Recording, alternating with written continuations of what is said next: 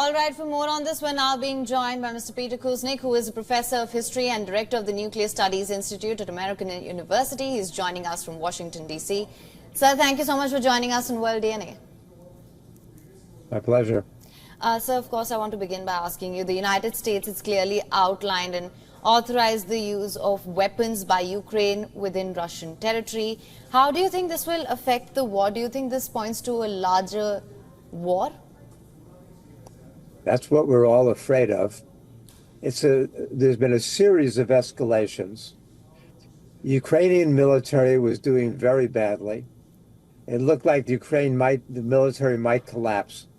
When Russia opened up the new front around Kharkiv, it stretched Ukrainian forces so thin that they were very vulnerable. They were outmanned and outgunned. And NATO decided to act decisively at that point. They not only provided more aid and more weapons, but they brought more and more potent weapons into play. ATACMS, F-16s, the new French planes. On top of that, Macron said that he wanted to send French and other NATO troops into Ukraine, combat troops. They've already been sending trainers and targeters into Ukraine. On top of that, they've been escalating the attacks.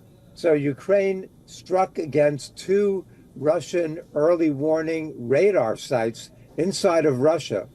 These are nuclear sites that they're trying to blind the Russians for some reason, which is crazy and very, very dangerous.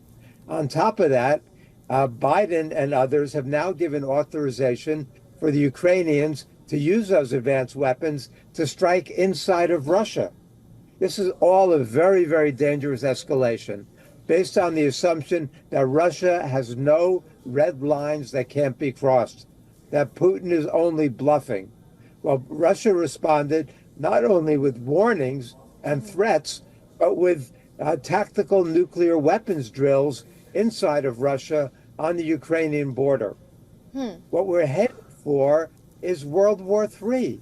You've got lunatics in charge who are playing a very dangerous game with the future of life on our planet, on the assumption that the Russians are going to back down, that they're only bluffing, that nothing can be done to provoke them. True. And we're going to, today, for example, today was the anniversary of D-Day.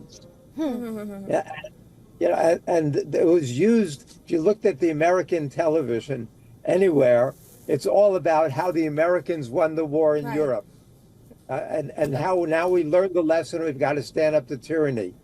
What the big lie is that, of course, the Soviets won the war in Europe 2 years before D-Day with the battles of Stalingrad and Kursk and Moscow and then Leningrad.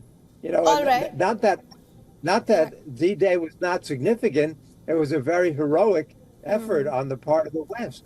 But the West lost 4,400 men on D-Day. Right. Professor, I would like to... So you've talked about nuclear weapons and everything. Now, France has also agreed of planning to supply Mirage 2005 jets to Ukraine. Do you think that will impact at all? Because it has already started. Now, U.S. has allowed it, and now France is also thinking of supplying these jets. And also the Germans have provided weapons.